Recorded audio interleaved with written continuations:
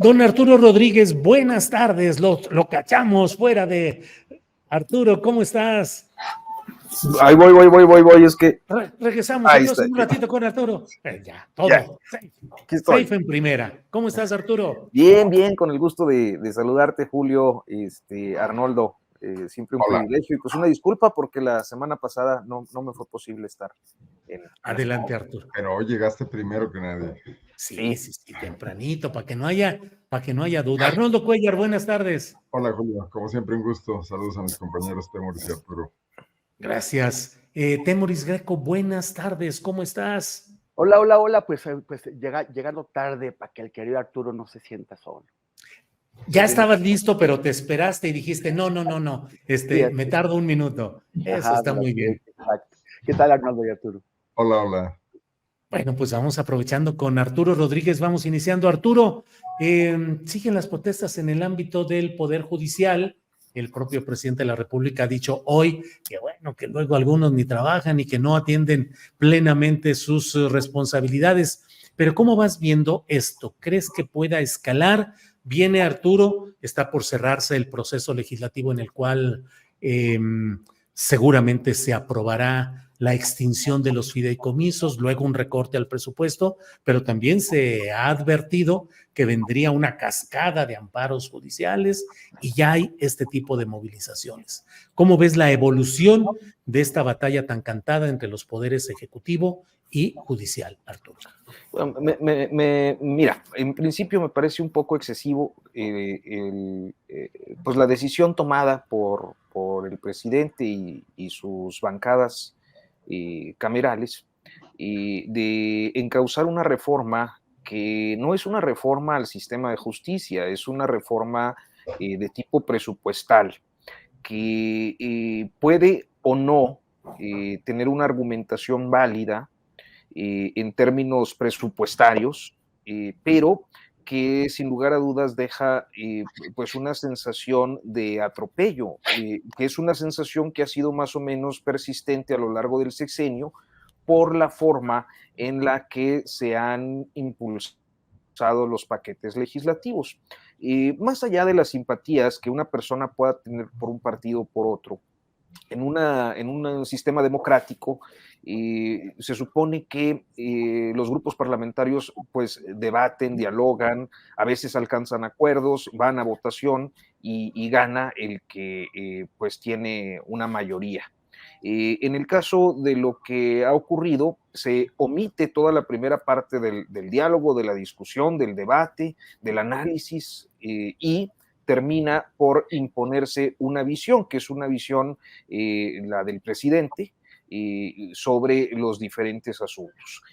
Creo que hay, como en todo el sector público, o sea, no solo en el judicial, también en el legislativo, también en el ejecutivo, también en los organismos autónomos, muchísimas cosas que se tienen que revisar, que se tienen que reponer, que se tienen que reformar. Pero en este caso, la medida creo que pues no busca ese mejoramiento del aparato de justicia, sino un acopio de recursos para un gobierno que ha sido muy generoso, digámoslo así, en términos de política social, pero que ha dejado cojeando a muchos ámbitos del servicio público que pues son también importantes para el funcionamiento de la República. Por otra parte, creo que a veces nos perdemos en episodios, el presidente es muy hábil para canalizar las discusiones a un terreno donde pues la tiene ganada. O sea, si alguien dice, pero ni hacen bien su trabajo, pues sí, sí es cierto, ya sabemos que tenemos indicadores en torno al 98% de impunidad y en eso tiene una importante responsabilidad del Poder Judicial. Si nos dicen es que hay mucha burocracia, pues sí, también sabemos que no solo hay mucha burocracia, sabemos que es insuficiente esa burocracia por las razones que sean.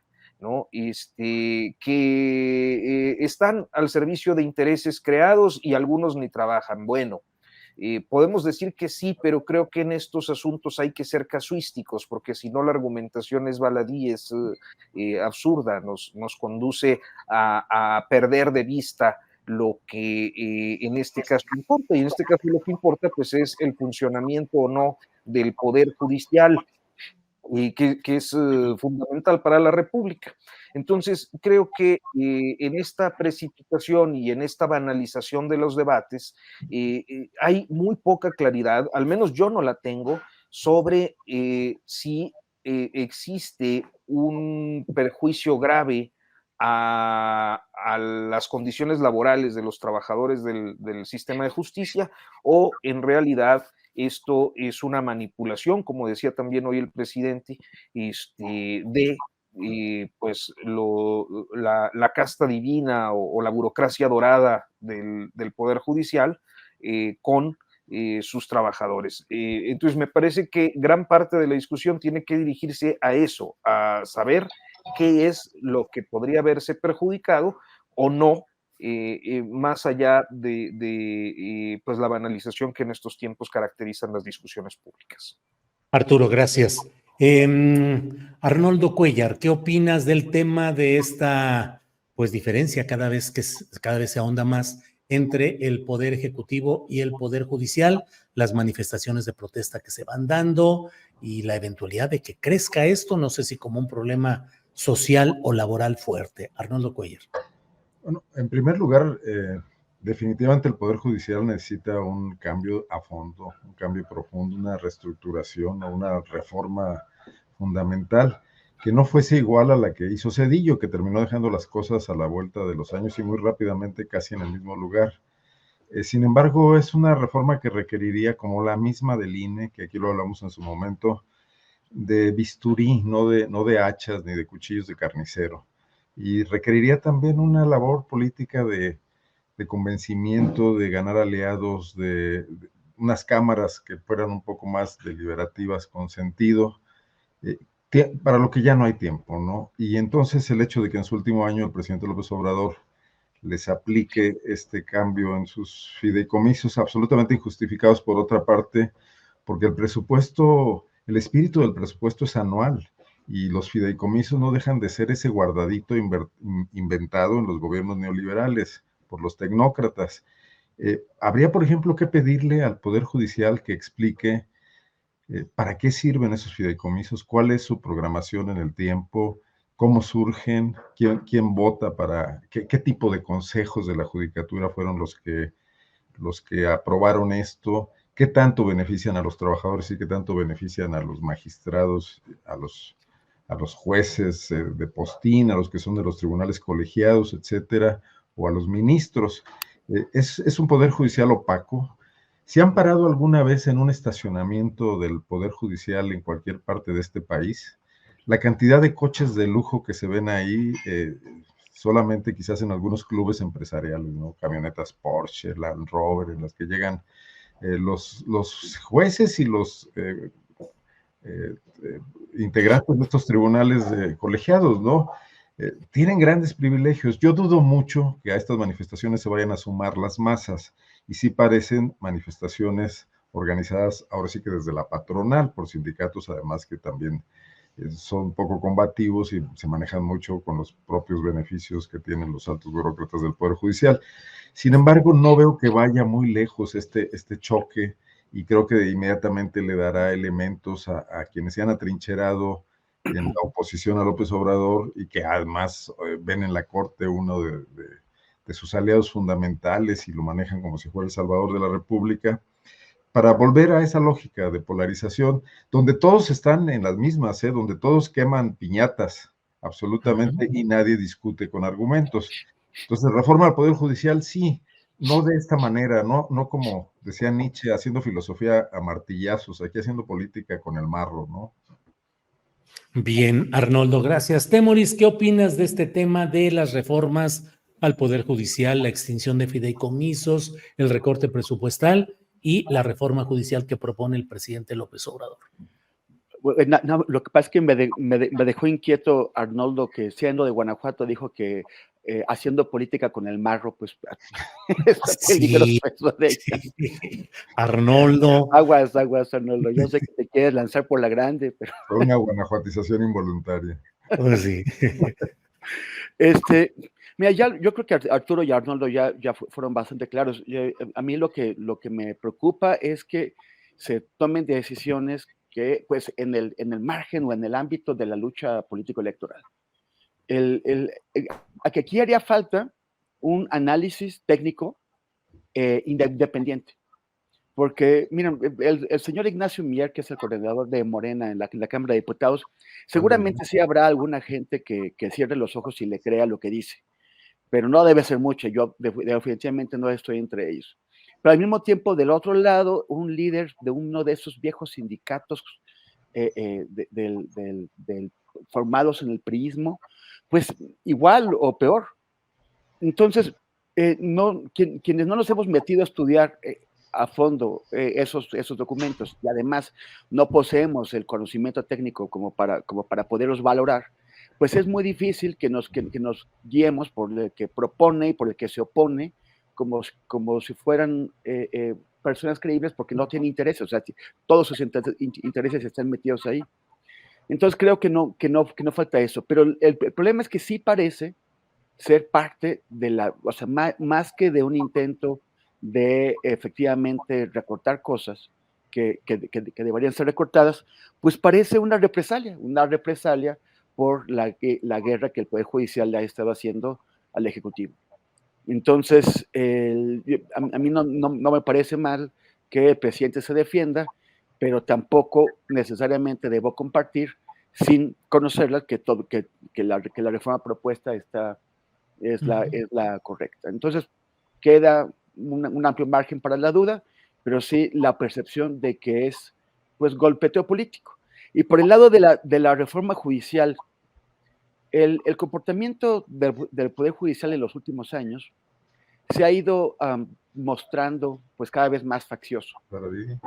¿Y qué haces con eso? ¿Qué haces con un conjunto de ministros que fueron nombrados por poderes fácticos en el pasado, con el PAN y con el PRI, y que ahora están empeñados en convertirse en último baluarte de la resistencia del viejo régimen?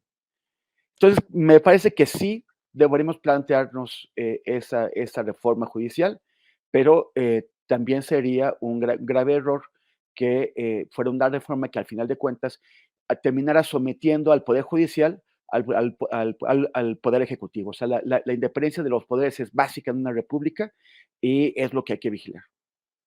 Bien, Temoris, gracias. Sí, Arnoldo, adelante. Antes de pasar a otro tema, también el presidente debería reconocer que no hizo la tarea en seleccionar a los nuevos ministros y a los nuevos integrantes del Consejo de la Judicatura. Se dejó llevar por consejos de Alfonso Romo, etcétera, y ahora se queja de que se le voltearon sus propuestas, ¿no? Yo creo que también ahí debería haber una autocrítica, porque ahí tendría aliados para esto que quiere hacer, ¿no? Sí, pues de los 11 integrantes de la sala principal de la Suprema Corte de Justicia de la Nación, de los 11, 4 fueron propuestos por el propio presidente López Obrador y un quinto, que sería Arturo Saldívar, pues ha estado también en esa misma tesitura. Digamos que serían 5 de 11. Y bueno, no parecería muy difícil conseguir un sexto voto por ahí. Y bueno, pues sí, Arnoldo.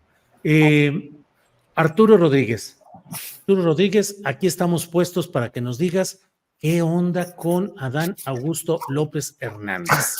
No apoyó durante todo el tramo, o sea, durante el tramo en el cual Claudia Sheinbaum ha sido la ganadora del proceso interno de Morena, no se presentó al acto de entrega de la constancia a ella y no se presentó en ningún acto, sino hasta ayer. Y bueno, pues como coordinador político no se sabe, va a coordinar las campañas o los procedimientos para las nuevas elecciones estatales de gubernaturas que habrá. En fin, ¿cómo vas viendo la figura y el personaje en el extraño retorno de Adán Augusto a la política nacional? Vi que así le pusiste a tu columna. Pues sí, mira, yo creo que el caso de Adán Augusto es un caso peculiar porque me parece que hizo un trabajo, yo lo había comentado, territorial, que ninguno de los otros aspirantes hizo. excepción hecha quizás de Gerardo Fernández Noroña, pero en cualquier caso, se trata de un político que no tiene mucho como por qué pelear, salvo que sea el Senado o algún coto que le permita mantenerse vigente en el próximo sexenio. Y creo que parte del arreglo que él estaría buscando, pues sería el posicionamiento de operadores políticos o de actores políticos que le son afines. Mientras ese arreglo no se dé, seguramente sus apariciones podrán ser simbólicas, pero esporádicas, porque si algo nos queda claro hasta este momento es que pues no se trata de alguien que goce de simpatías en el bloque claudista, y que aun cuando pudiera estarse tratando de generar condiciones de unidad, pues tampoco es que Adán Augusto les represente tanto, ¿no? Como para estar llorando por su ausencia. Al rato nada más falta que salga como Xóchitl a decir que se había retirado, pero para preparar la estrategia, ¿no? Algo así. Arnoldo Cuellar, ¿cómo ves la reaparición de Adán Augusto, golpeadón políticamente, exceso en los gastos, en los espectaculares, un financista caído en un accidente aéreo en Veracruz y otros incidentes incluso relacionados con lo personal? ¿Cómo lo has ido viendo, Arnoldo Cuellar? Bueno, recordemos un poco que hasta antes de ser designado secretario de Gobernación, incluso siendo ya gobernador de Tabasco, Adán Augusto López Hernández no era una presencia importante en la Cuarta Transformación ni en la política nacional. Quizás en la trayectoria personal de Andrés Manuel López Obrador, y bueno, pues se habla mucho de que su padre fue sobre todo alguien que respaldó mucho al joven Andrés Manuel, ¿no?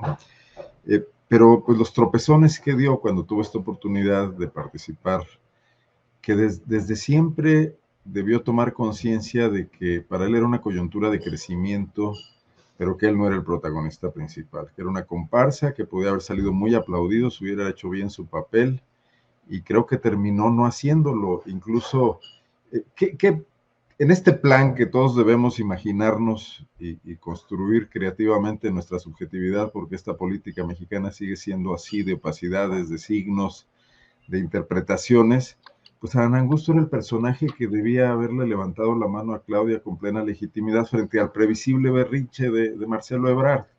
No fue así, hizo su propio berrinche cuando había quedado en tercer lugar, cuando no tenía ninguna posibilidad, mostrando amateurismo político, pero eso pasa cuando elevas de pronto a políticos que no han tenido ese crecimiento paulatino, esos golpes que les enseñen y que los hagan ver. Bueno, pues además que forman parte de algo mucho más grande que ellos y que están ahí, no por ellos, sino porque hay quien los ha colocado en una posición con una finalidad funcional.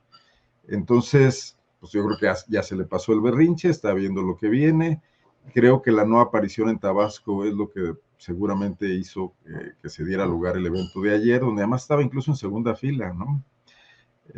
Pero no veo a un Adán Augusto como un político protagónico en los 6 años que vienen. Bien, Arnoldo, gracias. Temoris Greco, ¿cómo vas viendo la evolución de la campaña de Claudia Sheinbaum? Ya no está Marcelo Ebrard, que sigue impugnando por la vía jurídica. Adán Augusto, desde mi punto de vista, le regateó presencia y apoyo explícito en este lapso importante y ahora regresa a la escena Adán Augusto. Pero ¿cómo vas viendo la campaña de Claudia y la postura ahora del propio Adán Augusto con el referente de las elecciones en Tabasco, que es lo que pareciera que más le importa en este momento al exsecretario de Gobernación? Temoris. Pues mira, me acuerdo cuando apareció de pronto, así que, o sea, Andrés Manuel sacó un sombrero y le dio vuelta y agarró unas orejitas y apareció Adán Augusto ahí. O sea, no tenía ningún conocimiento, o sea, reconocimiento en el país fuera de Tabasco. Un hombre que le debe su carrera al actual presidente y que, por el otro lado, pues sin duda es muy leal al presidente, pero tampoco es un hombre de ideas, no es un hombre que tenga una ideología que es de proyecto.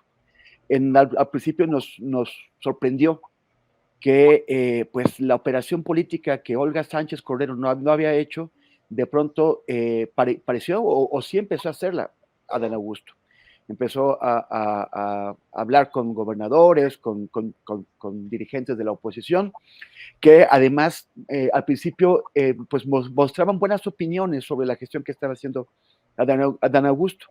Pero entonces el presidente lo mencionó entre los posibles, entre los sucesores probables, entre sus corcholatas, y ahí cambió Adán Augusto, como que de pronto, yo no sé si alguna vez tuvo esa aspiración, pero de pronto se sintió en posibilidades de llegar con ese enroque inesperado a la presidencia de la República, y empezó a comportarse de una manera muy distinta. Dejó esa operación política que le estaban agradeciendo y se convirtió y se corcholatizó, como les pasó a todos. Entonces, pero fuera de eso, ¿qué es? O sea, es un señor, es un político de la vieja cultura política, de la cultura política priista. Es un político que representa pues su gente, pues son chambistas. Esto lo vemos, por ejemplo, con mucha claridad en el equipo que Adán Augusto colocó para reemplazar a la vieja fiscalía de Ayotzinapa. Colocó a un equipo de personas encabezada por un tabasqueño que llenó la Fiscalía Especial de Tabasqueño, corriendo al equipo anterior, y que básicamente se dedican a hablar de comida y a patear el bote sin estudiar el caso más importante que hay en México, al menos para que pareciera que sí quieren llegar a algún punto con él. Entonces, este es el esquema que yo veo de trabajo de Adán Augusto, y pues a mí me parece que bueno, que en el viejo PRI está muy bien, pero en un proyecto de transformación social y política, pues no le veo lugar. Y en cuanto a la campaña de Claudia, pues creo que ha estado bastante, independientemente de las distintas actividades que está haciendo, también ha tenido que poner atención al proceso sucesorio en los estados, y particularmente en la Ciudad de México, donde si es cierto lo que se rumora, pues habría tomado una decisión que está siendo muy cuestionada y que o sea, está teniendo una contestación importante, porque parece que es un alejamiento de la ruta marcada por el proyecto. Pero bueno, más allá de eso no tengo que comentar, porque no me parece que tampoco haya habido actos pues muy destacados de sus actividades propiamente de campaña. Tienes el semáforo. Diga semáforo, el micrófono. Ay, perdón, ya estoy yo también. Ya puse el semáforo, ya lo puse en verde. Así es que adelante. Muy bien, Temoris. No, se me salió una palabrota pensando que estaba muteado, perdonen ustedes. ¿Qué dijiste, Arturo Rodríguez? A ver, para. No, fue así como, que la chica. No, pues, Y la chica. Oye, Arturo. Perdón. No. Compañero. De todo se vale. Es lo menos malsonante que se puede encontrar uno aquí. Oye, es lo menos redes que te censuran, ¿verdad? Además. Sí, no, hombre, eso es lo de menos. Aquí se puede. Oye, Arturo, sí, claro, se puede decir todo, excepto, fíjate, están ya un poco la advertencia de no mover tanto los asuntos relacionados con la guerra y con Gaza y con Israel, así como hubo el momento de la pandemia, comienza a haber ya el rollo de ciertos segmentos que son desmonetizados porque se refieren a este tema. Pero pues, ¿de qué? ¿Qué hacer? Arturo, ¿cómo vas viendo la inserción de nuevos cuadros en las encuestas que va a realizar Morena? Un montón de revuelo, de efervescencia, los que postularon originalmente en Morena los consejos estatales, conforme a la realidad de quienes dominan esos consejos, y luego el Comité Nacional insertó a otros pero ¿cómo vas viendo riesgos de división? ¿Te llama la atención alguno de estos procesos estatales, Arturo? Yo creo que hay dos muy problemáticos. Uno es el de Morelos, ¿no? Donde pues se les está haciendo bolas, excluyen a una izquierdista histórica, ¿no? El pasado fin de semana, el viernes, cuando se daban a conocer las listas, creo que pues fue un tema sin duda relevante para el caso del estado de Morelos. Y vemos que activan a Rabindranath Salazar, que parecía estar fuera de la contienda. Entonces, se da, y bueno, por otro lado está la directora la exdirectora ya de la Lotería Nacional, encabezando las preferencias. Entonces, creo que el caso de Morelos, porque además tiene mucha izquierda histórica entre su militancia, es decir, el morenismo, una gestión tan mala, tan cuestionable como ha sido la de Cuauhtémoc Blanco, y una mala preparación para la salida, como pues lo fue todo su gobierno,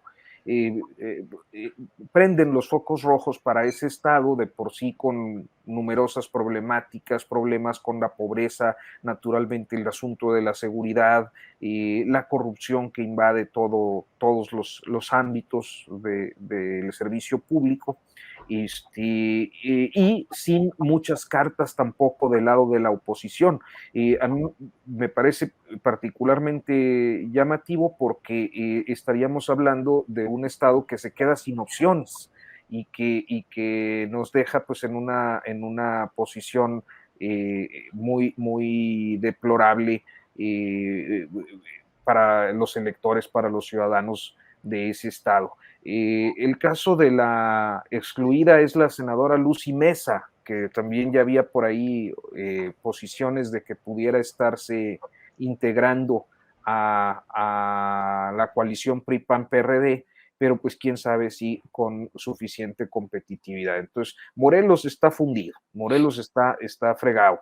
El caso de Puebla, pues ya es claro desde hace años el conflicto faccioso que tienen, pues que Alejandro Armenta, que el senador Nacho Mier, que otros políticos ahí locales, que a diferencia de lo que ocurre en el caso de Morelos, pues no vienen necesariamente de una izquierda histórica, son perfiles más próximos al PRI, e inclusive sus grupos políticos son muy próximos a los exgobernadores, el llamado, se le quedó el gober precioso, yo creo que ya nadie se acuerda de su nombre, ¿no?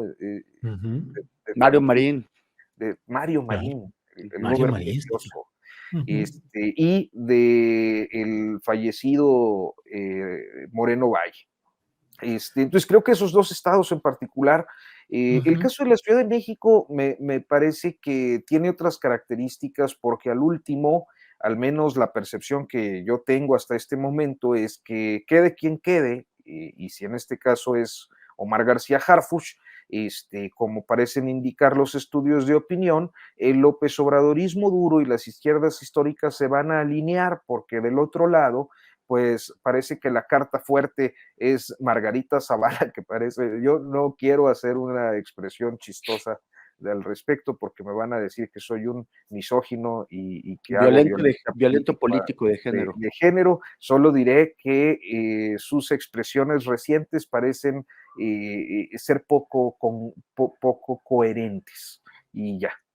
Qué elegante eres, Arturo Rodríguez, la verdad, poco coherentes. Hasta Pues es que luego me Cantinflas te dice, envidiaría. sí, oye, es que luego me dicen cosas, pero fíjate, yo pensando en alguien así, por decir, en otra persona, ¿verdad? Que estuviera hablando así, yo hubiera pensado que sí andaba en tachas o en algo.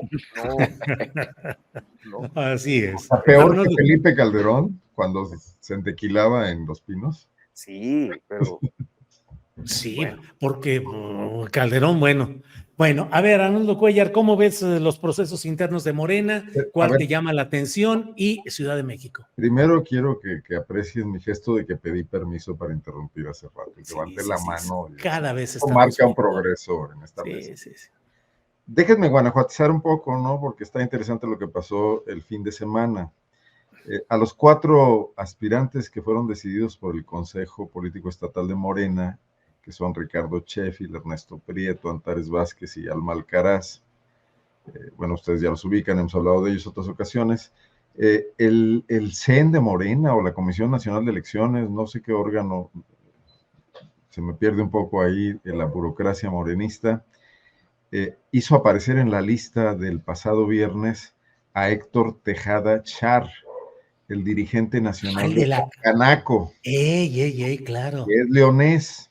Ujú. Y los leoneses han ejercido una cierta hegemonía con Canaco a lo largo de los años. No son pocos los presidentes de esa organización en Guanajuato. Uno muy señero es Hugo Villalobos González, que además fue el presidente del primer instituto electoral del estado de Guanajuato después de la concertación de Carlos Salinas. Fue el que supervisó, arbitró, mejor dicho, la elección en la que Vicente Fox finalmente ganó, una elección extraordinaria. El PAN puso como condición no ir nunca a elecciones y seguían las viejas prácticas de las comisiones estatales electorales, e incluso antes que el IFE, en Guanajuato surgió este instituto electoral estatal que presidió Hugo Villalobos, que hoy, por cierto, es el coordinador de Xóchitl Gálvez en Guanajuato, del Frente Amplio por México, de la parte que se autodenomina sociedad civil y que está sentada negociando con los partidos políticos, ¿no? Entonces, lo menciono porque Hugo Villalobos hizo circular un comunicado en términos bastante duros contra la inclusión de Héctor Tejada en la lista de aspirantes a la gubernatura de Guanajuato por Morena, reclamándole que era un presidente en funciones, que se debía a sus agremiados, que a estas alturas, el domingo por la mañana, Héctor Tejada no había dicho esta boca es mía, en la 4T no sabía nada, aquí estaban muy sorprendidos los otros precandidatos de su incorporación, lo veían como un caballo negro muy fuerte, pero el domingo en la noche ya circuló un desmentido firmado institucionalmente por Concanaco, de que el señor declinaba, no aspiraba y que pedía que lo borraran de la lista. Pero fue un pequeño temblor aquí en Guanajuato. Oye, pero ¿quién lo incluiría y por qué? Pero no es posible que eso no se haya hecho sin el conocimiento de Mario Delgado y de Claudia Sheinbaum, ¿no? Claro. Y además sin que le hayan pedido su anuencia, no creo que sea muy respetuoso. Además, ayer estuvo Claudia en un evento de Concanaco, de cámaras de comercio, creo que internacional, donde se tomó fotografías con este personaje y dio un discurso. Fue un evento donde ella dio un discurso ayer como encargada de etcétera, los comités de defensa de la 4T. Entonces, buenas relaciones hay. Pero eso ocurrió aquí, sí generó algunas inquietudes. Ya regresó toda la calma, quedan nada más 4 aspirantes, los 4 desde un principio. Y todo depende del género, de esta ecuación complicada de los 9 estados y la posibilidad de que sean 5 mujeres o 4 mujeres que Morena está peleando, porque está muy claro que Ricardo Sheffield adelanta considerablemente a Ernesto Prieto y que Antares Vázquez lo hace con Alma Alcaraz, ¿no? Entonces todo está a la espera de que se defina esta cuestión. Sheffield sería un candidato que le daría más batalla al PAN porque los conoce de dentro, porque se especializa ahora en cooptar panistas en cuanto se genera la primera inconformidad interna, que va a haber muchas inconformidades dentro del panismo de Guanajuato, en el reparto de alcaldías y de diputaciones, etcétera. Y Pido la palabra, pido la oportunidad. Oye, Arnoldo, entonces quedó en una tentativa de concanaquetización de Morena y la 4T. En el territorio por excelencia donde eso puede ocurrir, que es el Guanajuato cristero y derechoso, ¿no? Perdón, ahora sí. Adelante, Arnoldo. No, bueno, pues eso es lo que hace Guanajuato. De la Ciudad de México, bueno, pues estoy muy alejado, aunque este fin de semana nos vamos a ver por allá de los pormenores que ustedes tienen muy claros de lo que está ocurriendo, pero yo sí veo un pragmatismo absoluto y total de querer ganar la ciudad como del lugar con un candidato que retrata bien para el público refractario de la Cuarta Transformación, sin pensar en la posibilidad de que eso provoque un cortocircuito en el morenismo duro, que fue el que sacó adelante las alcaldías que se ganaron en el 2021, ¿no? Entonces la apuesta es fuerte, a ver qué pasa. Bien, Arnoldo. Temoris, de la tentativa de concanaquetización, bueno, eso, en Guanajuato, con el dirigente, pasamos a la batmanización de la política 4T en la Ciudad de México, pero en general, de los procesos internos de Morena, ¿cuál te llama la atención? Y particularmente el de la Ciudad de México, ¿cómo lo vas viendo? Temoris. Mira, tengo que admitir que no les he prestado atención, Julio. Como sabes, he estado clavadísimo. Es que no sé si hay algún problema con la monetización de YouTube si menciono el lugar al que nos referimos. No, adelante. No, Porque adelante. acaba de pasar una tragedia ahí terrible. Sí. No, adelante, pues digo. No, hay que Sí, decirlo. bueno, he estado súper atento a lo que está pasando allá, preparando el viaje. Entonces, pero lo que sí me llamó la atención fue que, bueno, finalmente el INE confirmó su decisión de que de las 9 candidaturas, 8 a gubernaturas y una a la jefatura de gobierno, 5 sean para mujeres. Esto parecería reforzar la posibilidad de que Ciudad de México cayera entre las 5 que se asignan a mujeres, y eso con beneficio para Clara Brugada, pero por otro lado también hay otro principio en el que también insistió el INE, que es el de alternancia de género. O sea, si en la anterior fue hombre, pues entonces ahora tiene que ser mujer o viceversa. Y la anterior en Ciudad de México, pues fue Claudia. Entonces, esto vendría a apoyar las aspiraciones del señor Harfuch. Pero bueno, es que finalmente en la trampa, no, en la ley está la trampa, ¿no? El que hace la ley hace la trampa. Los partidos políticos que hicieron las leyes electorales en México, pues no se han caracterizado por cumplirlas en este proceso, más bien se han dedicado todos alegremente a saltársela, con excepción de MC. Y entonces, quién sabe si, seguramente vamos a ver impugnaciones, los partidos van a impugnar la decisión del INE y a ver en qué termina este cuento. Bien, gracias, Temoris Greco. Arturo, por aquí alguien nos dice, ya se me perdió por aquí el comentario, pero dice, ¿no será que están en realidad limpiando la imagen de García Harfuch para que así llegue a la Secretaría Federal de Seguridad Pública? ¿Qué opinas, Arturo Rodríguez?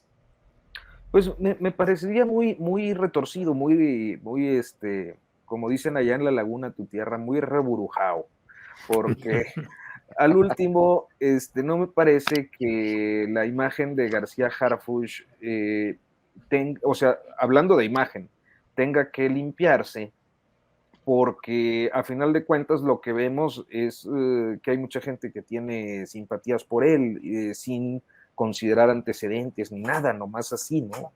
Y que para ser secretario de seguridad, pues tampoco es que necesite simpatías, pues quien es presidente, presidenta, lo pone y ya, ¿no? Entonces, me parece que sería un escenario demasiado complejo para nada, ¿no? Yo creo que hay una intención real de él y posiblemente, yo creo que de la jefa de gobierno, de la, ¿cómo se llama ahora? Coordinadora para la defensa, sí. De defensa de la Cuarta Transformación. Y nada más, creo que eso es lo que pensaría respecto al asunto. Creo que, o sea, yo lo he dicho en otros episodios, creo que a las izquierdas históricas pues les tendría que hacer mucho ruido, o les hace mucho ruido esa postulación al López Obradorismo duro, que además está dividido entre quienes simpatizan con Clara Brugada y quienes simpatizan con Hugo López-Gatell, por ejemplo, ¿no? Porque de alguna manera muy eficaz, ese hombre que es muy hábil para comunicarse, como que yo tengo la impresión de que tomó cursos de comunicación política, y ha construido su imagen en estos años de López Obradorismo de ser un hombre de izquierdas, entonces argumenta bien todo eso y pues convence a algunos. La otra pues sí me parece que es de izquierdas, pero yo creo que para un cierto sector es demasiado barrio, ¿no? Y creo que el electorado capitalino pareciera que se está analizando desde una perspectiva de clase, o sea, como que ven a alguien que no corresponde con las alcaldías que, por cierto, perdieron en el 21 por perfil de aspecto, y me parece pues eso también muy, muy lamentable, porque no creo que sea un tema de lucha de clases, ¿no?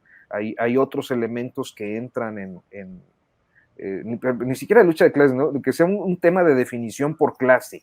Me parece que entran en la ecuación muchos elementos para que una persona tenga simpatías o no por un candidato. Pues el caso de García Harfuch, como en su tiempo lo fue con Peña Nieto, pues para muchas personas, porque así es también la politización de mucha gente, ¿no? Pues porque está guapo y esas cosas que dicen, ¿no? Por las que alguien define su voto. O sea, también a veces le damos como mucho, y López Obrador ha contribuido mucho a eso, diciendo que ahora la gente no es cierto, no está despierta, hombre, no andarían votando por el más guapo, la más fea, o el gordo, o el flaco. Ni por el futbolista. Pero pues a él le gusta y le sale, ¿no? Le sale bien para su discurso. Entonces, eso es lo que creo, que García Harfuch auténticamente tiene posibilidades, que trae permiso de Claudia Sheinbaum, y que a muchos no les va a gustar, pero que, insisto, aunque no les guste, se van a alinear porque no hay de otra. Eso es lo que creo. Muy bien. Arnoldo, déjame ver si Arturo Santillán tiene ya listo un videíto muy pequeño, pero que nos muestra cómo va el tiro en el Poder Judicial, de cómo destinan el dinero y para qué. Hoy hubo este escenario. Déjeme ver. Arturo, adelante, por favor. Quería preguntarle a la representación del Consejo de la Judicatura Federal, bienvenida doctora, sobre la partida 221.05, productos alimenticios para personas servidoras públicas superiores del Consejo de la Judicatura Federal, donde están solicitando un monto de 386.3 millones de pesos.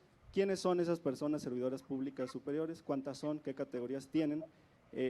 Para saber a cuántas personas beneficiarían en cuanto a alimentación estos 386.3 millones de pesos. Reitero que están destinados a personas públicas superiores. Bueno, pues no sé, ya me puso una tarjetita de… No contestó los alimentos. ¿Perdón? No respondió sobre los alimentos. Perdón. ¿Podría, presidente, hablar? Aquí lo tengo, pero… Sí, son 4 cuestionamientos, creo que vale mucho la pena que pueda ser, que ocupe el tiempo que ocupe. Muchas gracias, se lo agradezco. Efectivamente es una partida presupuestaria, como ustedes conocen, para todos los ejecutores de gasto, pues las partidas se encuentran en el clasificador. Esta es una partida que se utiliza fundamentalmente para apoyar las funciones que tienen diversos servidores públicos, fundamentalmente en el Consejo de la Judicatura Federal, y actualmente quienes hacen uso o pueden acceder, porque como señalaba, nosotros lo que tenemos que hacer es prever los recursos para apoyar o para cumplir con las obligaciones que se tienen. No significa que todos la utilicen ni que todos los utilicen al 100%. Actualmente son 1,767 personas quienes pueden acceder a los recursos que están previstos en esta partida. Muchas gracias. Disculpen que los haya hecho perder estos minutos, este minuto y fraccioncita valioso, pero de veras la manera como un funcionario, un servidor público usa el verbo, y ya que hablábamos de cantinflear y de todo este tipo de expresiones, bueno, pues ahí está un ejemplo. Hice las cuentas, son 368 millones que se destinan para alimentos de personajes relevantes del Consejo de la Judicatura Federal. Eso equivale a que a cada uno le entregan 218,000 pesos al año, es decir, más de 12,000 pesos, 600 pesos al día, 607 pesos al día solo para complementar sus alimentos de 1,787 personas del Consejo de la Judicatura Federal.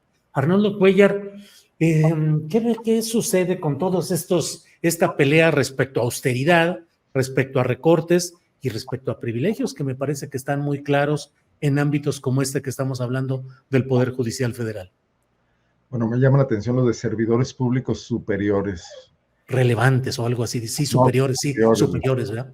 Y luego que son 1,767. Sí. Pues sí son muchos. Oye, tienen casi tantos seres superiores como la religión hindú. Sí, así es. Pero bueno, no sé, la clasificación se me hace muy chocante, muy clasista, pues quiénes son superiores y quiénes son inferiores. Deberían decir, además no nos dice nada, a qué niveles les toca esta prestación. Pero yo no creo que sean los que se están manifestando en la calle, los que reciben 600 pesos. No, esos por la cantidad deben ser los magistrados. Sí. O sea, debe incluir a los magistrados. Y toda su gente, cada uno de ellos. No, debe ser magistrado y cuando mucho el secretario de estudio y cuenta o el secretario de... Pero la mujer que estaba dando cuentas dijo que eran 1,767. Pues es que habría que ver cuántos, bueno, no sé, yo estoy opinando, pero me imagino que la cantidad de tribunales... Tener algo transparente, ¿no, Arturo? Un poco, o sea, sí. Estos niveles, porque yo no creo que le den 600 a todos parejo. O sea, a un consejero magistrado le dan 600 pesos para ir a comer al Champs-Élysées o a algún lugar de esos. Sí, es la propina, si bien te va. La madre, no, ¿cuál propina? Sí, no, ni la, claro. Bueno, muy bien, gracias y disculpen. Pero vuelvo a lo que planteaba yo antes, o sea, mira, es evidente que... Sí, perdón. Estoy viendo, justo es que levanta la mano, le pregunté a Google, 1,437 magistrados y jueces. Esos son los que... Pero deben ser esos. A ver, pero habla del Consejo de la Judicatura, no del Poder Judicial. Hay que acordar que es otro órgano, el Consejo de la Judicatura. Sí, técnicamente el Consejo de la Judicatura es el que tiene otras funciones. Tiene consejeros magistrados y el presidente de la Corte también preside el Consejo de la Judicatura, pero es una burocracia separada de los jueces y magistrados. Total, que la persona indicada no esclareció, no puntualizó y aquí nos tiene en todo este rollo. Temoris Greco. Temoris. Atento, dígame. Atento. Temoris, hay varias personas que dicen, Temoris, no te vayas. Temoris, no vayas a lo que es muy riesgoso. Cada vez está peor por allá. ¿A qué ir y por qué ir, Temoris Greco? A Gaza. Bueno, hay muchas razones, pero una de ellas que es muy importante, que la crisis de la industria de la información ha generado pues límites a ellos, ¿no? Porque hay, pues se paga menos ahora por las piezas que tú puedas generar para medios de comunicación. Pero a mí me parece que es muy importante que la narrativa del mundo la hagamos nosotros mismos. O sea, siempre los grandes medios de comunicación, que envían gente a todos lados y nos informan qué es lo que pasa, pues son de Estados Unidos, de Gran Bretaña, de Alemania, de Francia. Y a través de ellos, de sus narrativas, de su forma de ver el mundo, de cosas que les están contando no a nosotros, sino a sus propias audiencias. O sea, los ingleses están pensando en los intereses, en los valores, en los marcos de referencia de los ingleses cuando les cuentan el mundo. Y lo mismo los demás. Entonces, ellos nos cuentan el mundo y nosotros lo entendemos a través de ellos. En los últimos años, ya en este siglo, que viajé muchísimo, y me tocó ver una nueva camada de reporteros de nuevos países, ¿no? Ya te encontrabas de India, de Turquía, de China, de Pakistán, de Brasil, de Argentina y algunos mexicanos que andábamos ahí colados también.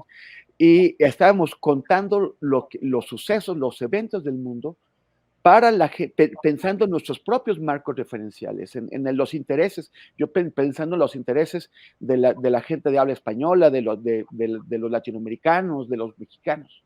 Y los chinos pues estaban pensando en los intereses y en los marcos de referencia de los chinos.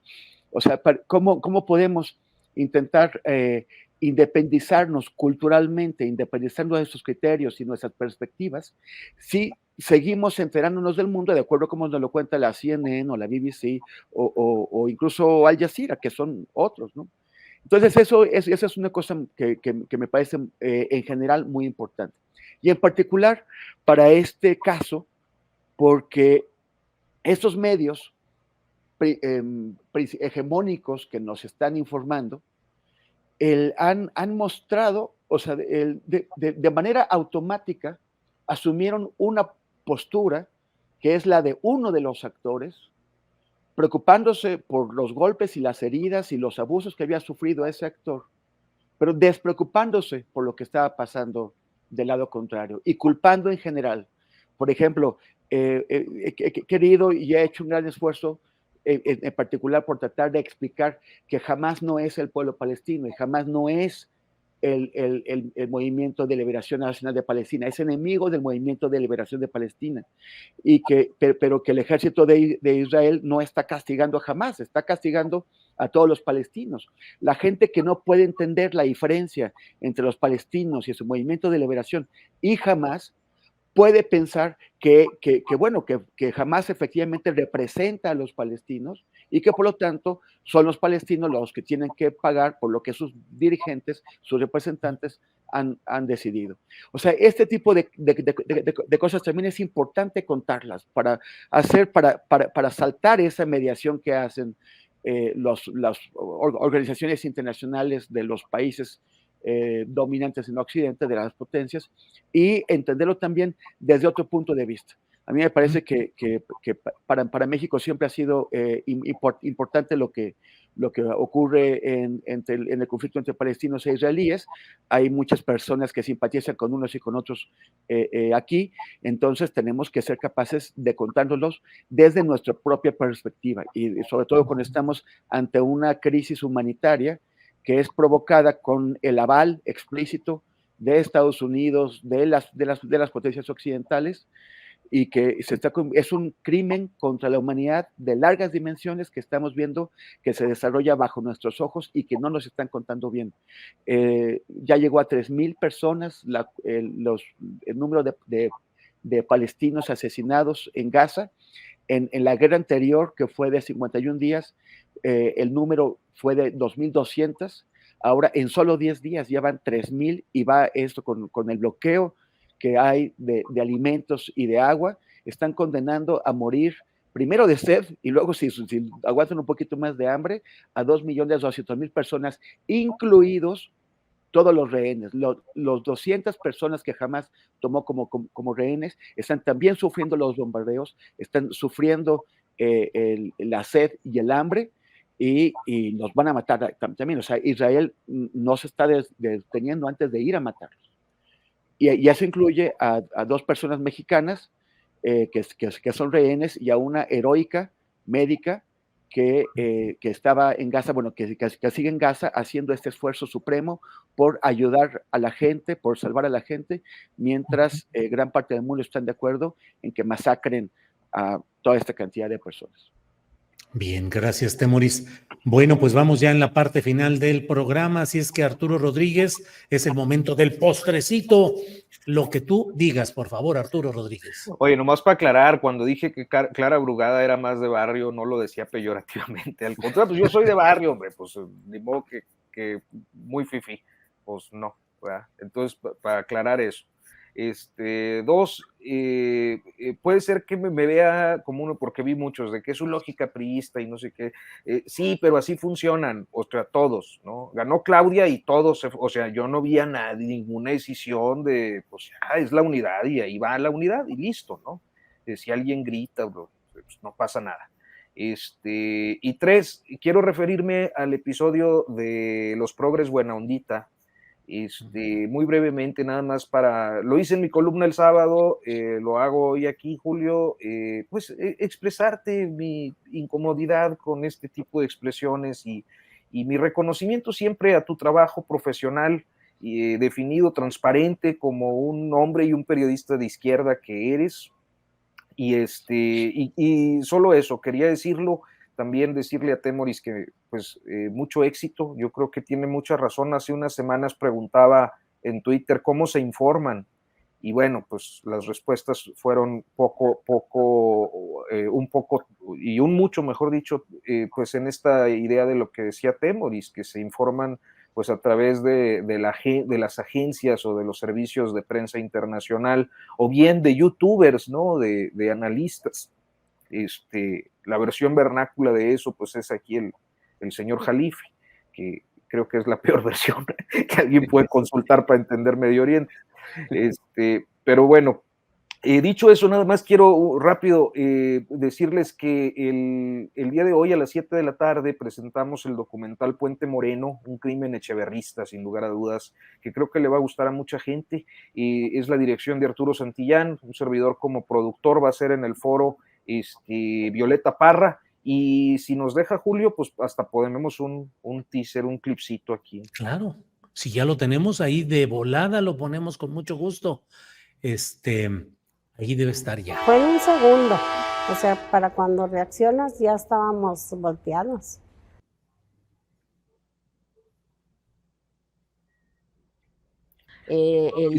La hija estaba prensada con un asiento, el yerno con un brazo cortado, y ya sacó el paliacate y se amarró y ya se separó la sangre.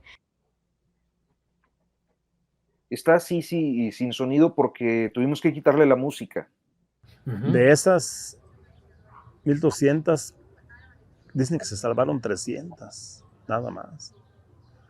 Tantas que ahí en el Puente Moreno, que fue en el lugar donde la curva ya no pudo con el tren, el gobierno ordenó sepultar los vagones, el tren con todo y personas muertas, porque hubo familias completas que murieron.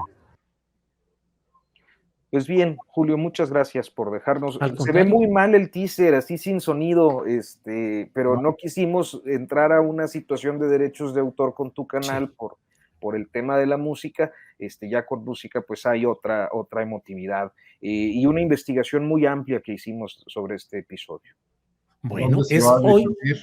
Repítelo, por favor, Arturo.